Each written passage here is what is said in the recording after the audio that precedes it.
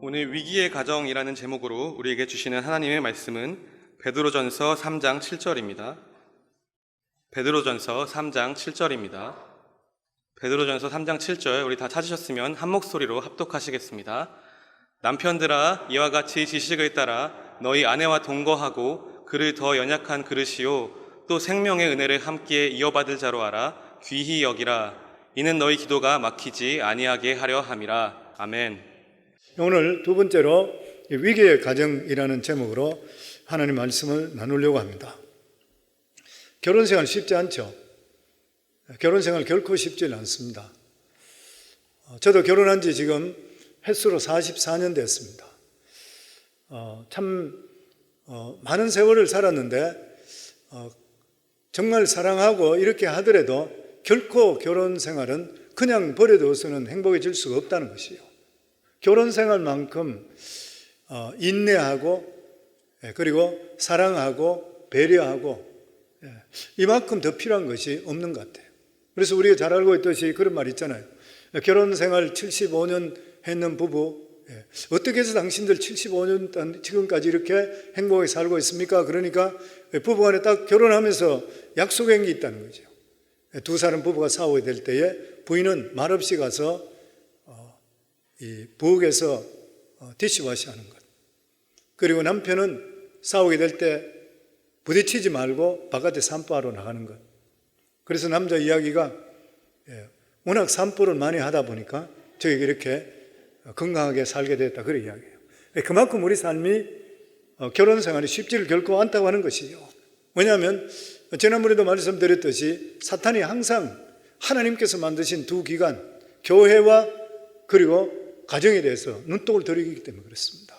그러니까 교회를 파괴하려고 그러고 그리고 가정을 파괴하려고 그래요. 그리고 이 두 개가 항상 영적으로 바로 설 수가 있어야 됩니다. 세계적으로 부부 결혼 메리지가 가장 오랫동안 평균적으로 가장 오랫동안 유지되는 데가 첫 번째가 이태리랍니다. 이태리가 몇 년이냐면 18년, 그리고 두 번째가 캐나다로 13년 8개월, 그리고 세 번째가 불란서 13년, 그리고 미국이 12년 2개월, 그리고 호주가 12년, 그리고 일곱 번째가 일본인데 11년, 그리고 10번째로 나왔는데 가장 이제 빨리 끝난다고 생각하는 그 나라가 사우디아라비아 옆에 붙어 있는 조그마한 나라 콰타라는 나라, 5년 5개월 뭐 이렇게 돼 있다고 그래요. 그리고 세계적으로 결혼 생활 가장 오래 했는 사람, 몇 년 동안이나 결혼 생활을 했냐면 이 카람 챈드라는 그런 부부인데 영국 사람입니다. 인도에서 태어난 사람인데, 그런데 이 사람이 결혼 생활 몇 년 했냐면 90년 291일, 거의 91년 동안 결혼 생활, 세계적인 기록 가지고 있습니다. 기네스북에 공식적으로 인정하는 사람은 미국 사람이에요. 허버트 피셔라는 사람. 이 사람은 86년 그리고 290일, 87년 노스캐롤라이나의 제임스리에 사는 그런 사람. 얼마 전에 세상을 떠났습니다. 나이가 106세에 세상을 떠난 그런 사람입니다.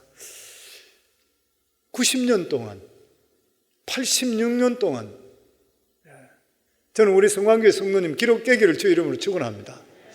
100세 인생이라고 그러잖아요, 보면. 아멘. 그런데 결혼하고 가장 이혼을 많이 하는 것이 언제냐면은 결혼하고 1년과 2년 차, 그리고 5년에서 8년 차, 그리고 가장 위험한 시기가 언제냐면 7년에서 8년 차. 그게 지나고 나면 50 정도까지는 괜찮게 지나간대요. 그리고 50살 넘어서 한국도 황혼이혼이라고 그랬듯이, 제가 지금 이야기하는 건 미국의 데이터인데 미국도 황혼이혼이 거의 2배씩 옛날하고 비교하면 벌어진대요. 갈수록 황혼이혼이 미국도 마찬가지로 많아지고 있다 그럽니다. 그래서 가정들이 위기를 맞이하는 것이에요. 그런데 이러한 가정의 위기에 이혼하는 이유 중에 10가지 중에 첫 번째가 뭐냐면 대화의 단절입니다. 대화의 단절. 그리고 둘째가 사랑이 식어서, 셋째가 친밀감이 없어져서, 넷째가 결혼 준비를 옳게 하지 못하고 결혼해서 결혼이 뭔지 모르다가 부딪혀서 헤어지는 것. 첫 번째가 뭐냐면 대화의 단절.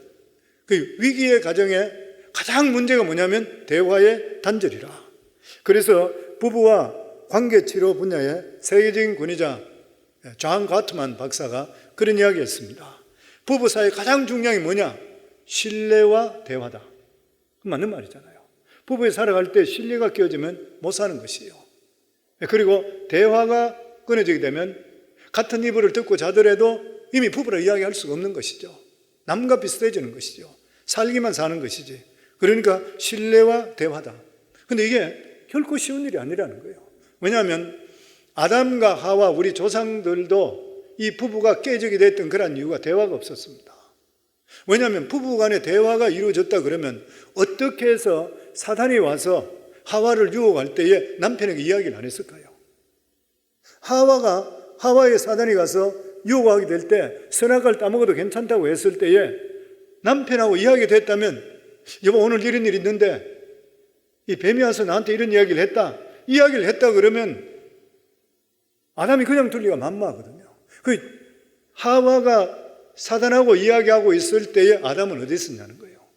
그러니까 이 실제적으로 부부간에 그렇게 대화가 원활하지를 못했을 것이라. 그래서 대화가 단절되고 빈곤해질 때 반드시 틈타는 것이 사탄이 틈탑니다. 왜냐하면 사람은 대화하게 돼 있어요. 말 안 하고는 못 살아요.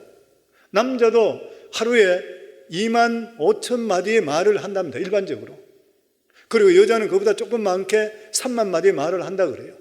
그 누군가가 해야 돼. 그러니까 아내와 남편과 서로 대화가 없게 될 때는 다른 사람하고도 대화의 상대를 찾는 것이에요. 대화의 굶주리가 되어 있거든요.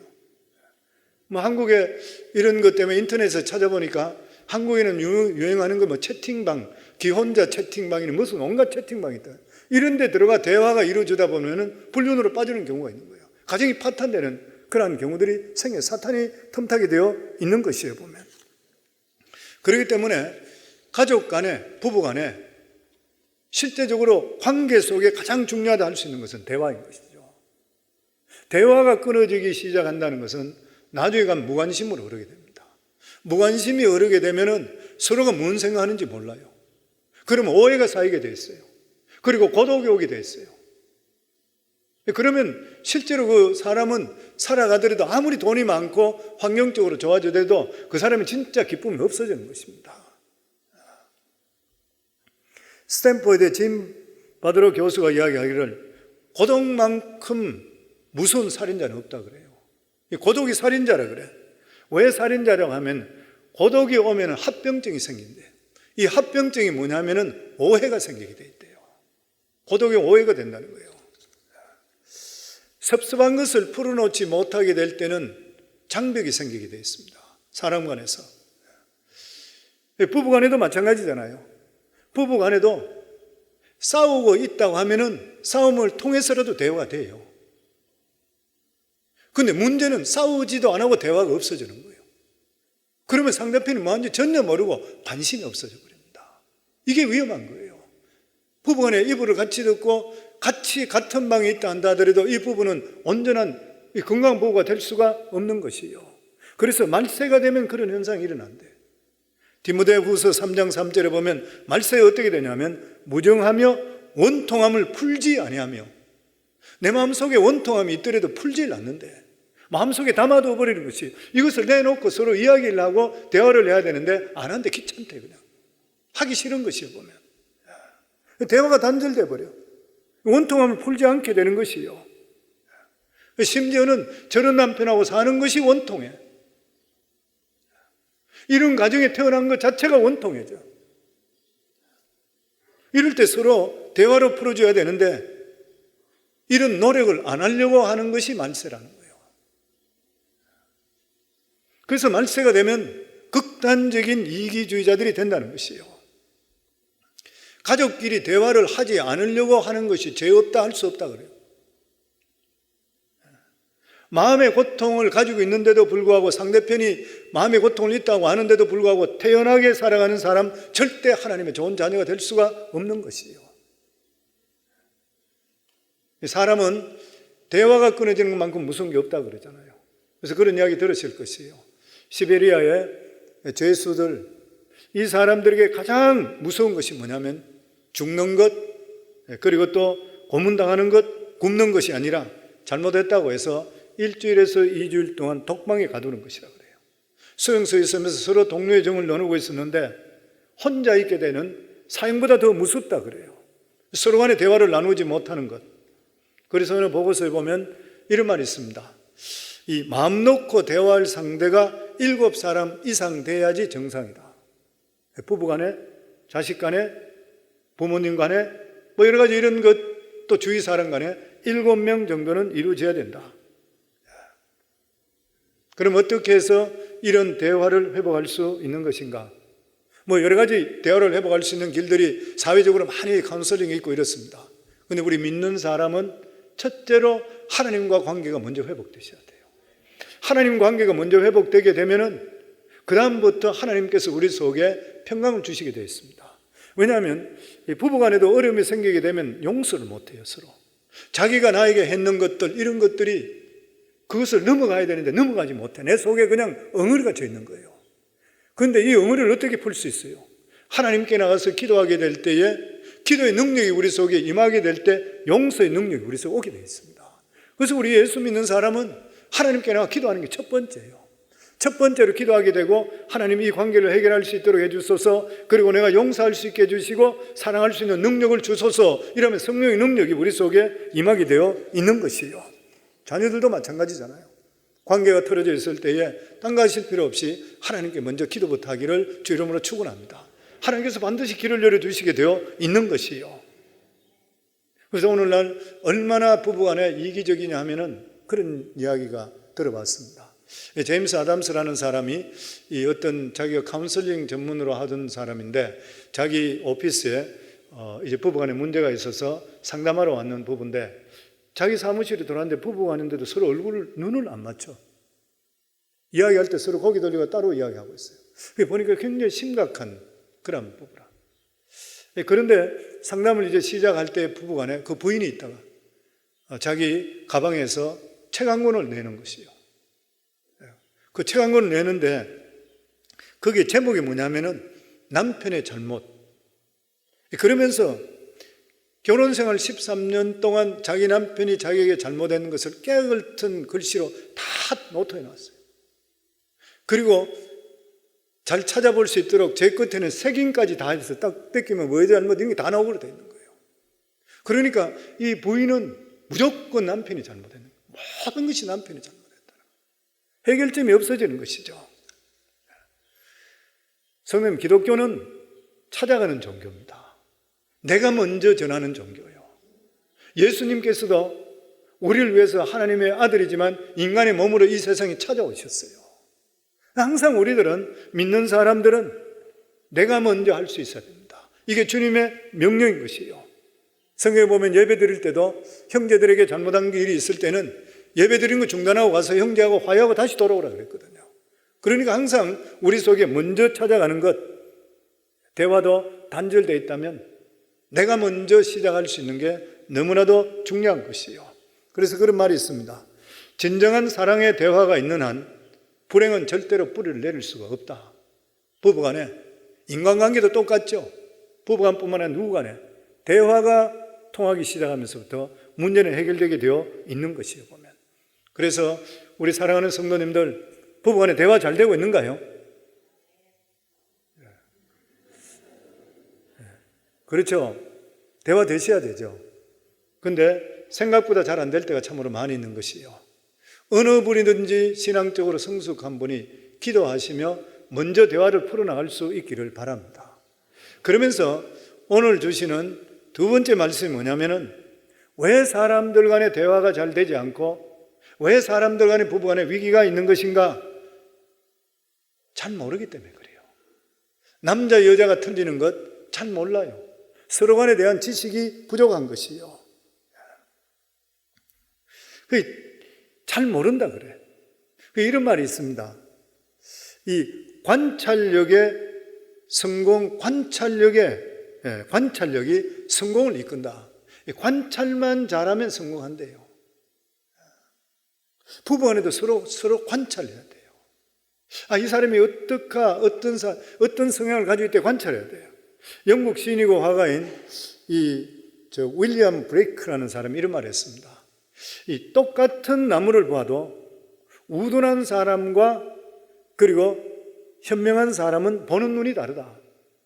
똑같은 나무를 보는데 우둔한 사람은 나무를 보면 겉만 본대요. 작다 크다 뭐 이런 것들만 본대요.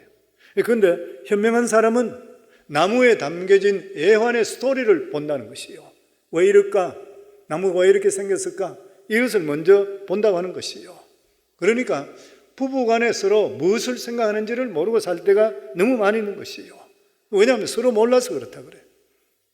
기혼 여성의 84%가 부부간의 친밀감을 느끼지 못하고 살아가고 있다는 연구 발표가 있었습니다. 그 이유가 뭐냐면은 남편이 부인의 감정을 너무 모른다. 너무 마음을 몰라준다. 결혼하고 나서 처음에 왜 자꾸 싸우냐면 모르기 때문에 그래요. 상대편에 대해서 잘 모르는 것이에요. 그런 말이 있죠. 아내가 남편 보고 당신은 로또 같은 사람이야.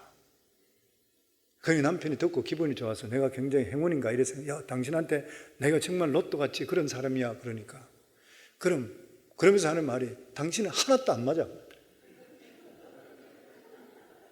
한 번도 맞아본 적이 없대.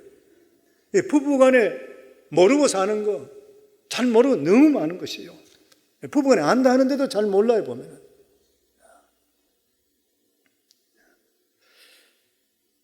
남자와 여자는 감정과 느낌 이런 게 다 틀리잖아요. 표현이 틀린다 그러죠. 여자는 감정의 느낌을 거의 100% 표현할 수 있답니다. 그런데 남자들은 물론 사람에 따라 틀리겠지만 60% 정도밖에 표현할 수가 없다 그래요. 그래서 부인들이 답답해서 자기가 물어보고 자기가 대답하는 그런 경우들이 많습니다. 우리 집도 그래요. 저희 부부도 저희 아내가 물어보고 자기가 대답 다 해버려요. 근데 저만 그런 것이 아니고 그런 남자들이 많더라고 보니까요. 태생이 그런가 봐요. 그리고 남자는 정서와 직감보다는 사실과 논리지향적이라고 그러죠. 여성의 뇌는 남성보다 훨씬 전달 체계가 발달되어 있대요. 여성들. 그래서 여성들은 끊임없이 전달해 주길 원한대요. 계속 돕는 배필로 만들어지잖아요. 계속 그 여자분들이 잔소리가 많아지는 거예요. 계속 전달해 주고 싶은 거예요, 그냥. 전달 체계가 그렇게 돼 있다 그래요. 그리고 여자분들은 남자보다 훨씬 직관이 빠르다 그래요. 그리고 정확하다 그래요. 하는 경우에서. 그래서 어떤 부부간에 가정적으로 살아가다가 집안에 큰일이 힘든 일이 갑자기 벌어졌을 때 그것을 임기응변으로 바로 돌아가는 분은 부인들이 빨리 일어나요. 남편은 어벙벙해가 정신을 못 차릴 때 많은데 부인들이 그만큼 머리가 하나님께서 그렇게 지어졌다고 하는 것이요. 그리고 인디아나 의과대학의 연구 발표에 의하면 어떤 데는 또 딴 발표가 있지만 여기 대학에서 이야기했는 것은 남자는 한쪽 뇌만 말을 할 때 한쪽 뇌만 사용하고 여자는 두 쪽 뇌를 다 사용한다. 그렇기 때문에 남녀 간에 싸우면 말로서는 남자는 100점 100패한다. 그 이유가 뇌 사용이 틀리기 때문에 그렇다. 알고 있어야 된다는 거예요. 그래서 남자들은 말로서 부인 절대 이기려고 하지 말아야 되는 거예요. 부부간에 싸우다 보면 남편이 맞는데도 불구하고 싸우다 보면 부인의 말에 말려 들어가서 나중에 남자가 저런 거 되잖아요. 이런 일들이 보면 이것 때문에 그렇다는 거예요. 생각하는 게 다 틀린데요. 부인들은 옷장에 옷이 가득히 들어있는데도 불구하고 옷을 입을 옷이 없다 그렇게 이야기한대요. 남자들은 옷장에 옷 한 벌이 있더라도 일주일 동안 문제 없다 이렇게 생각한대요. 이 생각하는 게 전부 다 틀린 거예요. 부부간에. 그리고 남자는 시각적이지만 여자는 감각적이다. 우리 잘 알고 있는 이야기잖아요. 남자는 시각적입니다. 그래서 남자는 성적으로 빗나가기 쉬운 거예요. 눈에 보인 대로 따라갑니다. 남자는 짧은 여자의 미니스커트를 절대 피해가지 못한다 그래요. 안 보는 것지만 눈이 이래 돌아간대요. 장 그게 남자라고 그래요. 왜냐하면 시각적이기 때문에. 그래서 포르노 영화 중독도 남자가 되지 여자는 안 된다 그래요. 이 틀리는 것이에요, 보면. 그 대신에 여자는 남자보다 훨씬 더 감성적이잖아요. 여성의 마음을 얻으려고 그러면 감성적이면 된다 그러죠. 감성적. 우리 교회 사역자 중에 한 사람도, 우리 여자 전도사님 중에 한 분도 남편하고 결혼했을 때 남편이 자기하고 결혼 안 하면 죽는다 그러니까 진짜 죽을 줄 알고 결혼했는데 나중에 안 죽더래요. 그렇다는 거예요. 이 감성에 모두 다가 이야기하면은 여자분들은 마음이 움직일 수 있다. 그리고 남자는 부부 일체보다도 사업 성공에 집착하게 되어 있다. 부부 일체보다도. 남자는 사업이 잘 되고 명예가 주어지면 아내도 덩달아 좋아하고 만족을 느낄 거라 생각한대요. 근데 안 그렇대요. 부인들은 사업이나 명예보다도 자기에게 마음을 쏟아주는 걸 원해요. 자기에게 마음을 계속적으로 주길 원하는 것, 이걸 원하는 것이라 그래요. 이 틀리는 것이죠. 또 뿐만 아니라 서로의 심리가 다르다는 것을 알아야 돼요. 심리학자들이 이야기하기를 사람은 세 가지로 나눈다 그러죠. 시각적, 청각적, 감각적. 세 사람으로 나눠진다 그럽니다. 이게 남자, 여자 할 것 없이 남자도 시각적인 사람, 여자도 다 틀립니다. 틀리죠. 시각적인 사람은 집에 들어오면 집이 정리되는 것부터 먼저 봐야 되고, 집이 정리될 때 정리되어 있어야지 마음에 쉼을 넣는 사람입니다. 이 시각적인 사람이에요.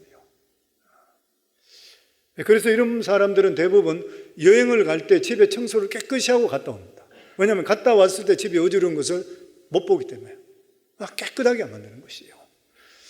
이 시각적인 사람하고 살기가 제일 힘든 것 같아요. 저희 아내가 시각적인 사람이 돼서 제가 결혼 생활 오래 하고 있지만 굉장히 아직까지 힘들게 살아가고 있습니다. 살아가고 있는데 어쨌든 시각적인 사람, 이 사람은 눈에 먼저 정리가 안 되게 되면 마음이 안정이 안 됩니다. 밤에 잠을 못 자는 거예요. 이 시각적인 사람입니다. 반면에 청각적인 사람은 옆에 뭐가 아무리 지저분해도 눈에 안 들어온 거예요. 안 들어오고 그냥 와서 TV 틀고 이야기하고 말하고 먹고 이런 거 아무 관계 없는 사람이 청각적인 사람. 이런 사람이 청각적인 사람입니다. 이런 사람이 대체적으로 말 잘하고 이야기 잘하고 이런 것들 잘하는 그런 사람들, 대부분 그런 사람들이 많다 그래요. 감각적인 사람, 이 감각적인 사람은 그냥 누군가가 만져주고 손잡아주고 타치해주는 것, 이런 것을 원하는 사람. 그러니까 대화를 나눌 때 툭툭 쳐는 사람이 있고 건드리는 사람이 있잖아요. 이 사람 감각적인 사람. 그게 교감이 와가야 되는 거예요. 이런 식으로 사람마다 전부 다 틀린다 그래요. 청각적인 남편하고 시각적인 아내하고 만나 산다 그러면 어떻겠습니까? 저 같은 경우는 제가 설교가 제 이야기 그거 했지만 저 같은 경우는 시각적도 아니고 청각적도 아니고 이것도 아니고 저것도 아니고 그런 것 같아요. 그런데 이 시각적인 사람하고 같이 살게 될 때는 주의가 정리정돈은 안 되게 되면 가정 전체가 불안해집니다. 힘들어지죠. 근데 아내가 시각적일 때는 괜찮아요. 여자분이 깔끔하면 좋잖아요. 여자분이 지저분하게 되면은 힘든데 남자까지도 환경에 상관 안 하면 부부간에 사는데 아무 이상 없습니다. 아무리 늘어놓더라도 남자도 아무 이상 없으면 부부간에 둘이 똑같기 때문에 아무 상관없어요, 그냥. 근데 문제는 뭐냐면은 남편은 시각적이요.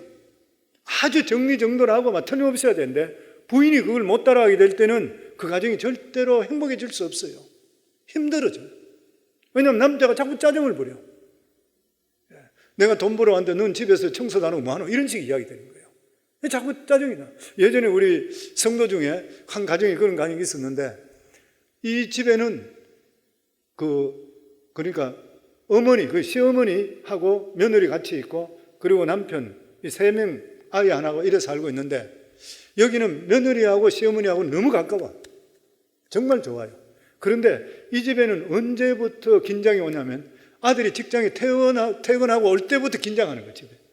그게 왜 그러냐면 이 남편은, 이 아들은 집에 들어오면서 집을 쭉 훑어보면서 베이킹부터 들고 쭉 이렇게 가면서 거리 들어가요. 청소부터 하고 들어가는 것이에요. 그리고 식탁에 밥을 차리는데 밥 먹기 전에 식탁 주위에 창문에 이럴 때 손을 대서 쭉 이렇게 먼지 같은 거 있는 거 이런 거 봐요. 이거 해가지고 깨끗하지 못하면 부인한테 막 잔소리를 하는 거예요. 집에서 뭐 했냐? 청소도 안 하고.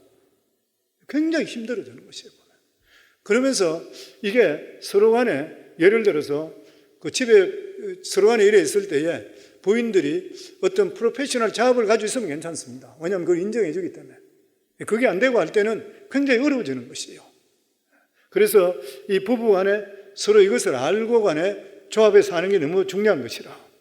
그러면서 오늘 여기에 성경이 주시는 말씀은 남편들에 대한 말씀들입니다.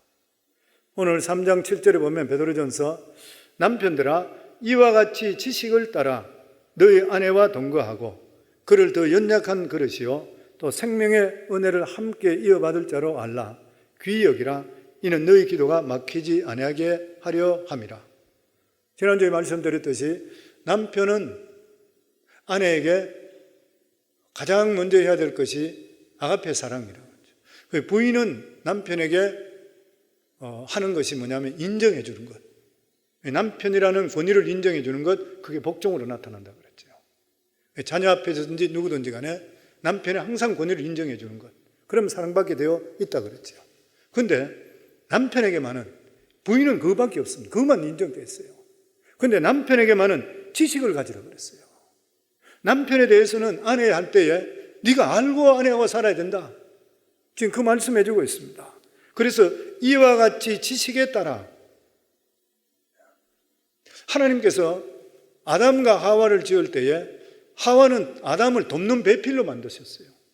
그래서 타고난 태생이 남편을 알게 됐습니다. 안 가르쳐 주더라도. 왜냐하면 돕는 배필이 되려고 그러면 알아야지 돕지요. 그런데 남편은 아내에 대해 몰라요. 자기 생각대로 해버리는 거예요. 그 성질 안 내면 과음 지르고 소리 지르고 욱박 지르고 이렇게 하는 그런 이유가 아내에 대해서 너무 모르는 것이에요. 그래서 남편들은 배워야 됩니다. 누구든지 간에 남편들은 저절로 아는 사람 없어요. 알려고 노력해야 돼요. 그래서 여기 지식에 따라 너 지식 가지고 있어야 된다. 우리 여기 계시는 남자분들 아내에 대해서 얼마나 알고 있습니까? 얼마나 지식을 가지고 있습니까? 그 지식을 가져야 된다 그랬어요. 아내들은 빨리 습득하지만 남편은 아내에 대해서 아는 데 대해서 습득이 굉장히 늦어집니다. 뭐 보통 그런 말이 있잖아요. 보면 부부간에 서로 좋아하는 거 3가지 적으라. 부인들은 금방 적는다 그러죠. 남편들은 3가지 적으라. 빨리 적을 수 있는 사람 있어요? 쉽지 않을걸요 아마. 저는 결혼생활 40년 넘었는데 얼마 전에 저희 아내 좋아하는 거 뭐 이야기하다가 갑자기 내 마음속에 들어서 딴 분들하고 이야기하다가 아내 좋아하는 게 뭐더라 생각나는데 갑자기 막혀버려요. 생각이 잘 안 나. 그렇게 오래 살았는데도. 그러다가 생각나는 것이 내 아내 떡국 좋아하지 뭐 이 정도로. 그리고 특별하게 생각이 잘 안 나는 것 같아요. 그 남자들은 아내에 대해서 알게 모르게 무관심한 거예요. 그런데 지식을 가지라 그 말인 것이에요. 그래서 남자들은 아내의 감정을 알아야 됩니다. 어떨 때 화를 내고 어떨 때 좋아하는지 아내의 성격을 알아야 된다. 아내가 제일 좋아하는 것이 뭔지 그리고 싫어하는 것이 뭔지 아내가 어떤 음식을 좋아하는지 아내들은 남편이 어떤 음식 좋아하는 거 다 알아요. 근데 남편들이 아내 음식 좋아하고 어떨 때 기뻐하고 잘 모르고 살아가요. 어느 여론조사 기관에 의하면 주부 대상으로 주부의 마음이 가장 섭섭할 때가 언제인가? 남편이 당신을 기분 나쁘게 할 때가 언제인가 질문의 첫 번째가 남편이 친정, 부모, 형제, 자매 욕할 때 가장 싫어한다는 거예요. 그리고 두 번째가 자신의 생일이나 결혼 기념일을 기억하지 못하고 그냥 넘어갈 때. 요즘 젊은 사람 그런 사람 잘 없죠. 나이 들은 분들은 뭐 가끔 그럴 수 있는데 젊은 사람들은 참 잘하더라고 보니까 요즘. 그리고 세 번째가 걸핏하면 당신 때문이야 상대편 걸고 넘어지는 것. 부부간에 살아가면서 문제가 생기면 당신 때문이야. 남편이 부인 보고 그런 말 자주 하는 사람 너무 상처가 된다는 거예요. 그리고 싫은 것이 다른 여자를 지나치게 칭찬할 때, 다른 여자 너무 이쁘다 그러고 뭐 잘한다 그러고, 잘못하면 맞아주고요. 그러면 하면 안 되는 거예요. 예전에 저희 오래전 이야기인데 부부끼리 몇 부부가 같이 식사를 같이 하는데, 식당에 가는데 이제 옆에 부인이 식사를 하면서 음식이 짰던가, 음식이 왜 이래 짜워 그러면서 이 좀 짜운 것 같아 그러니까 남편이 옆에 있는데 다른 쪽 남편이 숟가락을 넣더니만 짜봐요 그러고 자기가 먹더라고. 그 제가 이래 보면서 저 부부 괜찮을까 이래 생각 얼마 안 가지고 헤어져 버렸어요. 쓸데없는 짓 절대 하지 말아야 된다는 거예요. 어떤 분은 자기 아내의 생년월일도 모르고 지나가는 사람이 있습니다. 결혼 기념일도 그냥 지나가는 그런 경우 있고, 가장 적은 것으로 투자해서 아내에게 감격하고 사랑받는 것이 결혼 기념일이나 생일이잖아요. 절대 미스하지 마시고 이런 것들을 챙겨줄 수 있는 것이 관심을 나타내는 것이거든요. 그러면서 여기 보면 지식을 가지고 아내와 동거한다. 이 말씀을 보면 창세기 2장 24절이 기억납니다. 이러므로 남자가 부모를 떠나 그 아내와 연합하여 둘이 한 몸을 이룰지로다. 남자와 여자는 결혼하게 되면 부모를 떠나는 거예요. 그래서 한 몸을 이룬다 그랬습니다. 그래서 남편들은 결혼하고 나면 문제가 생길 때 자기 어머니한테 먼저 연락하고 그러면 안 돼요. 아주 소화적인 그런 남자가 되면 안 돼요. 그럼 부인이 그 남자를 믿지 못하는 거예요. 두 사람 관계는 두 사람이 풀고 안 되면 상담을 받아야 돼요. 문제만 생기면 물어보고, 아니면 부인들도 문제만 생겼다 그러면 친정엄마한테 연락하고 친정으로 보따리 사가버리고. 안 되는 것이, 왜냐하면 성경에 보면은 두 사람이 연합해서 한 몸을 이룰지어다. 부모를 떠나야 되는 것이에요. 마음적으로는 잘해주시고 물질적으로 잘해주더라도 실제적으로 나는 결혼했기 때문에 떠나 있다 이렇게 생각할 수 있어야 되는 것이에요. 그러면서 부인에 대해서 성경 말씀이 말씀하기를 그는 더 연약한 그릇이요 생명의 은혜를 함께 이을 자라. 부인을 뭐라고요? 연약한 그릇이래요. 목소리 큰 거, 체격 큰 거 전혀 상관없이 여자분들은 연약하다. 귀한 그릇일수록 깨지기 쉽잖아요. 아주 띵하게 그렇게 만들어요. 귀하잖아요. 그러니까 부인들이 어떠냐? 연약한 그릇이라. 그래서 부인들이 말을 함부로 하더라도 남편들을 받아쳐서 부인에게 상처되는 말 하시면 안 돼요. 왜냐하면 남편들은 두껍기 때문에 덜 깨져요. 근데 부인들은 연약하기 때문에 깨트려져요. 그리고 그것이 상처가 오래오래 가는 것이에요. 성경 말씀이 그렇습니다. 부인은 연약한 그릇이라. 그래서 부인을 귀하게 여기셔야 돼요. 아내를 정말 귀하게 여기셔야 됩니다. 아버지가 남편이 아내를 귀하게 여기면 자식도 엄마를 귀하게 여기고, 내가 내 아내를 귀하게 여기면 주위에 있는 친구들도 아내를 귀하게 여깁니다. 주위 사람들이 다 귀하게 여겨요. 내가 함부도록 하게 되면 자식도 엄마를 함부도로 해요. 그리고 주위 사람들도 내 아내를 귀하게 여기질 않아요. 항상 귀하게 해요. 그냥 어떻게 하면 아내를 더 잘해줄까 할 수 있어야 돼요. 왜냐하면 성경 말씀에 연약한 그릇이라고 그랬어요. 이걸 깨트리지 않아야 되는 것이 남편의 책임이잖아요. 성경 말씀이 그 말씀입니다. 그러면서 생명의 은혜를 함께 이을 자라. 뭐냐면 생명의 은혜를 함께 상속받을 자라. 하나님 앞에 섰을 때 부부로 만들어 줬으니까 상급을 같이 받는다는 거예요. 믿음의 가문, 복된 가문 일으켜야 되잖아요. 그 실제로 누가 일으켜요? 남자는 그냥 잡아주기만 잡아주고 그 일으킬 수 있는 분이 아내잖아요.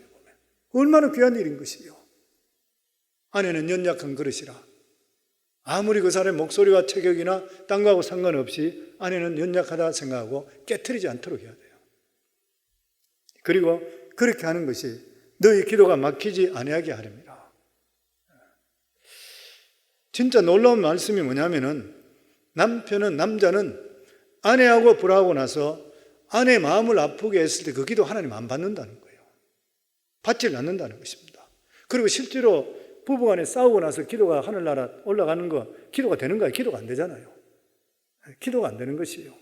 그리고 가장 가까운 아내를 사랑하지 못하면서 다른 사람을 사랑한다는 것은 위선이고 거짓말인 거예요. 자기에게 준 너무 귀한 배우자들이잖아요. 그리고 무엇보다도 남편 자신을 위해서 아내를 귀하게 여겨야 됩니다. 남편들 오래 살려면 아내를 귀하게 여기라고 그러죠. 그런 데이터가 나와 있죠. 보면 일본 에이히메 대학 의학부 연구팀이 마스야마시라는 부근에 60세에서 84세 된 노인들 3,136명 4년 반 동안 추적해서 조사한 뒤에 일본 공중위생학회 보고한 연구 결과에 의하면 남자는 부인 없는 경우에 사망률이 부인 있는 사람보다 80% 높대요. 남자는 오래 혼자 얼마 못 간다는 거예요. 나이 많은 사람은 남자들이 훨씬 일찍 죽잖아요. 남자는 혼자서 못 사는 거예요, 그냥. 반면에 여성의 경우에는 남편이 있는 경우의 사망률이 남편 없는 경우 사망률보다 있을 때가 55%가 더 높대요. 부인들은 남자들 나이가 들고 있으면 남자들 수발 들어주는 것 때문에 스트레스를 많이 받는 거예요. 그래서 저도 나이가 들면서 아주 조심합니다. 조심해야 되는 것 같아요. 예. 요즘 보면은 예. 저희 아내가 혼자 있는 권사님들이 자꾸 좋다는 이야기를 자주 해요. 아주 혼자 있는 게 자유롭고 좋아 보인다 그래요. 아주 기분이 좀 묘해지는데, 얼마 전에 제가 들었던 그 이야기는 우리 교회 장로님 한 분, 곧 자기 부인이 권사님이니까 권사님끼리 모여서 막 그렇게 웃고 즐거운 것을 식당에 가서 봤대요. 그거 보고 나서 돌아오면서 자기 부인한테 그래 이야기했대. 여보, 내가 아직까지 살아줘, 미안해. 그렇게 이야기했다고. 부인 일찍 죽으면, 나이가 들어서 일찍 죽으면 남자들은 천대받습니다. 편애하는 사람이 없어요. 가까이 하려고 하질 않아요, 자녀들도. 그리고 남자들은 나이가 들면 몸에서 냄새가 나잖아요. 노인 냄새가 나요. 부인이 있으면 부인 때문에 냄새가 상쇄되고 깨끗하게 자꾸 만들어줘요. 근데 남자들은 그게 없어요. 호레비 냄새 난다고. 자식들도 싫어하고 다 싫어하는 거예요. 부인들이 정말 그 열도폭 치마포로 이렇게 덮어주고 저렇게 덮어주고 그러면서 간수를 해주니까 남자들이 오는 거예요. 자기 자신이 오래 살고 대접받기 위해서라도 남편들은 아내를 귀하게 여기셔야 됩니다. 아멘. 우리 교회 특징이 뭔지 아세요? 저희 교회에 들어와서 사시는 분들은 부부간의 가정마다 다 화평해져요. 아마 저희 교회만큼 가정에 대해서 예전에 강조했는 가정이 잘 없습니다. 왜 그러냐면 가정이 올바로 돼야지 교회가 건강해집니다. 그리고 교회가 건강하고 가정이 건강해야지 사회가 건강해져요. 이게 성경적입니다. 어떤 교회나 어떤 다른 잘못된 이런 이단적인데 이런 데 보면 가정을 무시해버리거든요. 그냥 전도만 주장하고 믿음만 주장하는데, 가정이 잘못된 사람이 전도만 해보면 뭐예요? 가정이 잘못된 사람이 믿음 좋은 게 어떻게 확인될 수 있어요? 하나님께 주시는 가정부터 먼저 바로 세워야 되는 것이에요.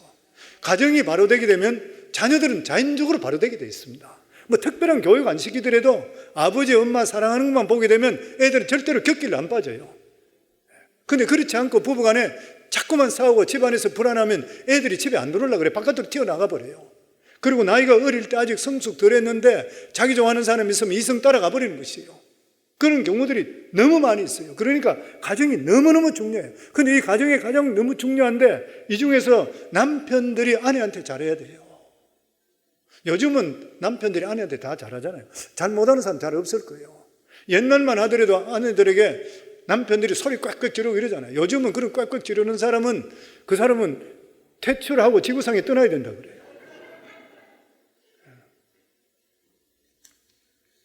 그래서 좋은 남편이 되기 위해서는 오늘 읽었는 이 말씀대로, 이게 디모데전서 1장에서 이 3장 1절에서 7절까지가 부부에 대한 건데 1절에서 6절까지는 아내에 대한 겁니다.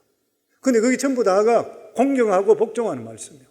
근데 남편에게 한마디 말씀, 이 7절 말씀인데 여기에 대해 가장 중요한 게 뭐냐면 아내에 대해서 네가 얼마나 알고 있냐? 아내에 대한 네 지식을 가지고 있나? 아내를 너는 정말 관찰하고 살아가고 있나? 아니면 네 마음대로 살아가고 있나? 그 말씀인 것이에요. 그래서 좋은 남편이 되기 위해서는 무엇보다도 책임질 수 있는 자세를 가져야 됩니다. 가정에 일어나는 모든 문제에 대한 책임은 남편이다. 하나님께 그렇게 보셔요. 아내가 잘못해도 책임은 남편이 진다. 성경이 맞잖아요. 아담과 하와 있을 때에 선악과를 따먹은 게 누구예요? 유혹받은 게 누구예요? 하와잖아요. 그런데 하나님께서 거기에 대해서 책망하실 때 하와를 먼저 부른가요? 아니잖아요. 너에게 맡겨준 아내, 너 가정의 책임자는 닌데 너는 그동안 뭘 했니? 아담을 불렀잖아요. 그러니까 부부간에 의논해서 잘못되더라도, 아내 때문에 잘못되더라도 궁극적으로 책임은 누구다? 남편이라는 거예요. 남편은 책임의식을 가져야 돼요. 그렇기 때문에 좋은 남편이 되는 것은 뭐냐? 항상 모든 일에 대해서 책임을 내가 진다. 그래서 예전에 제가 설교할 때 그런 이야기 들었어요. 집안에 음식 잘못하면 누구 책임이라고요? 음식 맛을 못 내면 누구 책임이라고요? 남자들은 입을 다물고 계시는데 부인들이 남편이라고 그러잖아요. 모든 책임은 남편이라고 그랬으니까. 그래서 음식 맛을 못 내면 누구를 불러야 된다고요? 장모를 불러야 된다고 그랬잖아요. 그것도 누가 불러요? 남편이 불러줘야 돼요. 그래도 안 되면 어떻게 해야 된다고요? 요리 학원에 보내야 된다고. 누구 책임이라고요? 남자 책임이라는 거예요. 그런 식으로 이러한 책임감을 가지게 될 때에 아내가 남편을 존경하게 됩니다. 존경하게 되는 것이죠. 그리고 아내의 의견을 존중해야 돼요. 아내의 의견을 말을 할 때 중간에 끊어버리고 듣지 않으려고 그러고 이래서는 안 되는 것이에요. 그리고 아내를 칭찬해 줘야 된다. 칭찬. 칭찬하면 고래도 춤을 춘다 그러죠. 칭찬은 바보를 천재로 만든다. 우리 성도님들 부부간에 얼마나 칭찬해 주고 있습니까? 서로 칭찬하는 가정은 안 해져요. 왜냐하면 자기를 인정해 주는데. 뭐 그런 말 있잖아요. 어떤 상담하러 갔는데 남편의 이 가정이 삭막하고 말도 안 하고 문제가 많은데 남편이 상담하러 갔을 때 그 상담사가 그렇게 이야기했다 그러죠. 하루에 하나씩 칭찬해 주라. 뭐 칭찬하는 거 별로 없는데요. 뭐 그런 것도 눈에 안 들어오고 그래도 찾아보시고 칭찬하라. 그리고 밤늦게까지 일하고 집에 돌아왔는데 아내가 음식을 준비했는데 밥하고 된장찌개를 내놓는데 항상 내놓는 음식인 것이요. 그런데 된장찌개를 먹으면서 하는 말이 여보 오늘 장모님 다녀갔나? 맛이 참 좋네. 뭐 장모님 다녀가는 어디나 똑같은 그건데. 근데 칭찬한 그 말 한마디 하고 나 부인이 기분이 좋아지는 거예요. 그때부터 두 사람 간에 대화가 이어지기 시작했다 그러잖아요. 말을 자꾸 쏘고 자꾸만 태클 걸게 되면 말이 자꾸 없어집니다. 그런데 인정해주고 칭찬하면 자꾸만 실타래 풀리듯이 말이 나오기 시작하는 거예요. 전에도 그런 이야기 들었죠. 나이가 많이 들었는 할아버지인데도 바깥에 장작 쪼갠다고 패고 이렇게 하는데 뻘뻘 흘리면서 패니까 그러고 나서 우통을 벗고 집에 들어오는데 할머니가 보니까 늙은 노인인데도 불구하고 근육이 좀 올라와서 얼굴이 이래 몸이 빨갛게 보기가 좋아서 당신 지금도 근육 있네 이 한마디 했는데 그 다음 날부터 계속 남편이 아링 들고 다니고 막 계속 그렇게 한다고 그러죠.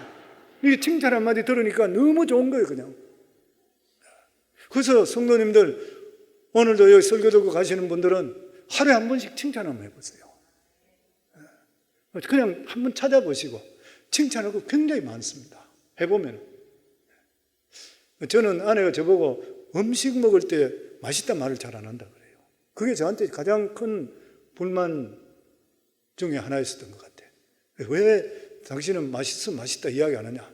그럼 내가 잘 먹으면 맛있는 거고 잘 안 먹으면 맛없는 거지. 뭐 이렇게 이야기를 했던 거죠. 근데 그게 마음이 그게 됐어요.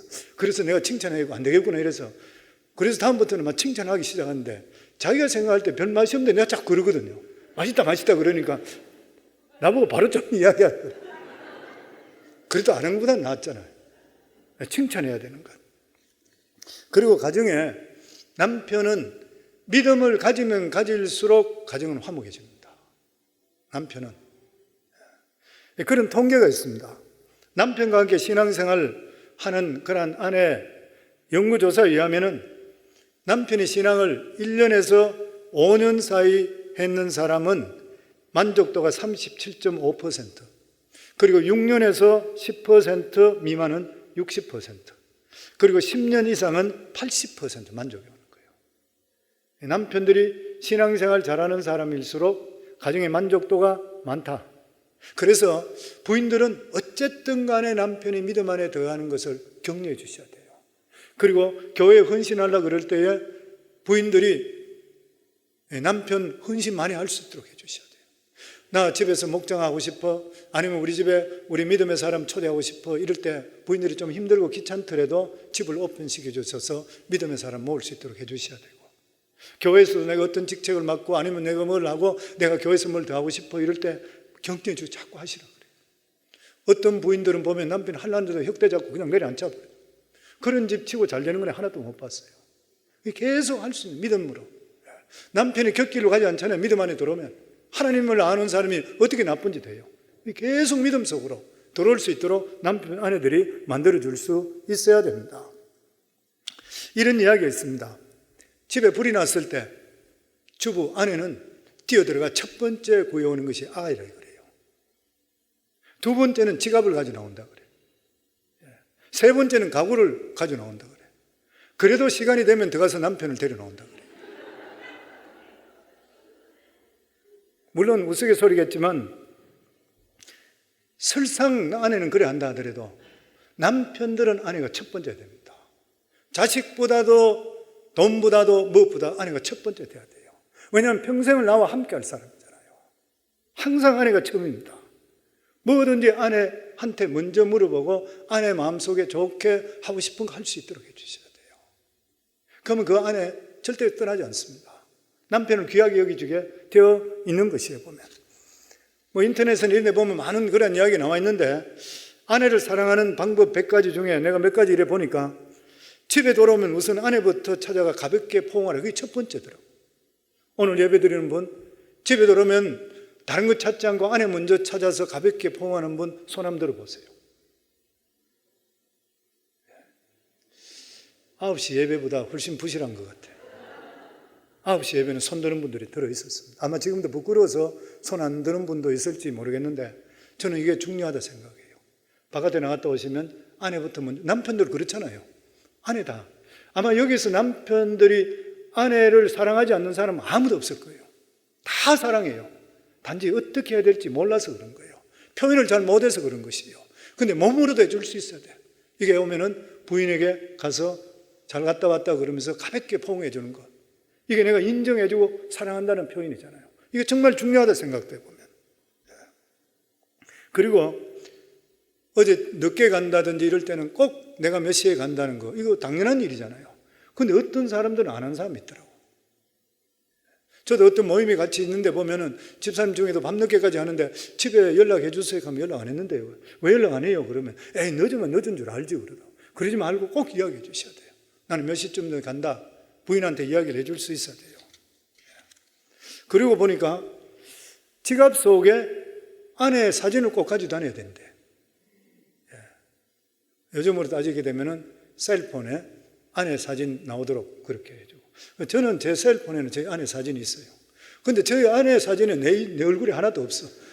전부 손자들밖에 없어. 이 보이는 게 섭섭하지만 그 여자 남자 틀린다는 거 어떻게 할 수 없는 거죠. 그리고 가끔 새로운 얼굴로 새롭게 된 얼굴 바꿔주는 게 좋다, 그래 나와 있어요 보면. 그리고 아내가 이야기할 때에 중간에 말 끊지 말고 항상 아하, 뭐 이렇게 이야기해야 된대.